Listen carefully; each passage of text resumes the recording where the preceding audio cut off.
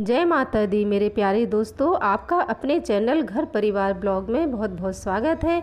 माता रानी की कृपा हमेशा आप सब पर बनी रहे। दोस्तों, ये भाद्रपद का महीना चल रहा है और भाद्रपद के महीने में महिलाओं के बहुत सारे त्यौहार, व्रत के त्यौहार आते हैं, जिनमें से हरितालिका का त्यौहार मुख्य त्यौहार माना जाता है। हरितालिका का व्रत महिलाएं अपने सुहाग की रक्षा के लिए और कुंवारी कन्याएं मनचाहा वर पाने के लिए करती हैं। दोस्तों, हिंदू पंचांग के अनुसार भाद्रपद मास की शुक्ल पक्ष की तृतीया तिथि को हरितालिका तीज व्रत किया जाता है। इस व्रत को महिलाएं अखंड सौभाग्य और सुखी जीवन के लिए करती हैं। यह व्रत सभी व्रतों में श्रेष्ठ माना जाता है। भाद्रपद मास की शुक्ल पक्ष की तृतीया तिथि 8 सितंबर बुधवार को देर रात 2:33 पर होगी और 9 सितंबर को रात 12:18 पर समाप्त हो जाएगी। पूजा के 2 मुहूर्त बन रहे हैं। पहला सुबह 6:03 से सुबह 8:33 तक रहेगा पूजा तीज का त्यौहार का शुभ मुहूर्त, और दूसरा प्रदोष काल में शाम 6:33 से रात 8:51 तक पूजा का शुभ मुहूर्त है। इस व्रत को 2 मुहूर्त में कर सकते हैं, लेकिन श्रेष्ठ मुहूर्त प्रदोष काल का माना जाएगा। और दोस्तों, यानी कि ये हरितालिका तीज 9 सितंबर को ही मनाई जाएगी।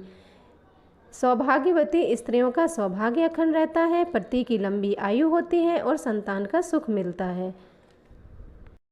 इस व्रत को निर्जल रहा जाता है, 24 घंटे पानी भी नहीं पीते हैं। सभी व्रतों में यह व्रत सबसे कठिन व्रत माना जाता है। जैसे हम करवा चौथ का व्रत करते हैं तो उसमें शाम को चंद्रमा देखने के बाद, चंद्र को अर्घ्य देने के बाद व्रत खोल लेते हैं। हम अन्न और जल ग्रहण कर लेते हैं। लेकिन हरितालिका का व्रत सूर्योदय से लेकर अगले दिन सूर्योदय तक रहता है। यानी कि यदि हम आज सूर्योदय पर यह व्रत शुरू करते हैं तो इसको दूसरे दिन सूर्योदय के बाद स्नान आदि करके व्रत खोलते हैं और अन्न जल ग्रहण करते हैं। यानी कि यह व्रत पूरे 24 घंटे का व्रत है। जितने भी हिंदू धर्म में व्रत हैं, उन व्रतों में हरितालिका तीज का व्रत सबसे कठिन व्रत माना जाता है। जो भी महिलाएं या कन्याएं इस व्रत को करें तो सुबह जल्दी उठें, ब्रह्म मुहूर्त में उठें, स्नान आदि करके स्वच्छ कपड़े पहनें। इसके बाद संकल्प लेकर निर्जला व्रत रखें। हरितालिका तीज में श्री गणेश जी, भोलेनाथ और माता गौरी की पूजा की जाती है।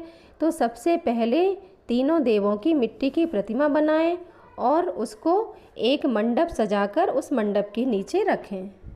फिर सूर्य के अस्त होने के बाद प्रदोष काल में पूजा करें।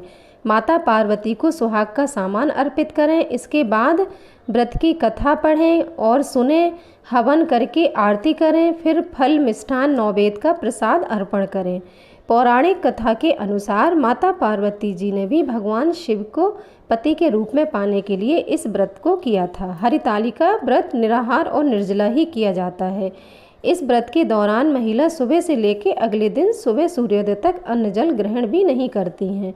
इस व्रत को अगर एक बार शुरू कर देते हैं तो बीच में नहीं छोड़ते हैं। इस दिन महिलाएं पूरा 16 श्रृंगार करके तैयार होती हैं, हाथों में मेहंदी लगाती हैं और रात भर जागकर भोलेनाथ का भजन, कीर्तन और ध्यान करती हैं।